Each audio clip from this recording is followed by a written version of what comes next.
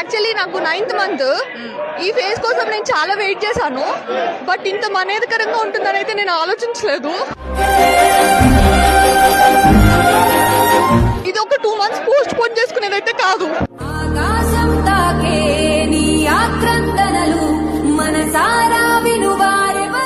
మాకు ఫ్యూచర్ ఏంటో అర్థం కావట్లేదు. ఊళ్ళో ప్రాపర్టీ అమ్మేసి మా సేవింగ్స్ అన్ని పెట్టి 2048 దాకా మాకు ఈఎంఐస్ ఉన్నాయి.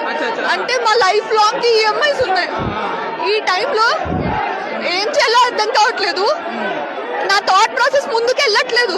థాట్స్ ఏం ప్రోగ్రెస్ అవ్వట్లేదు. ఈ కిడ్ ఏం చేయాలి? ఇల్లు మా లైఫ్ అనుకున్నాం.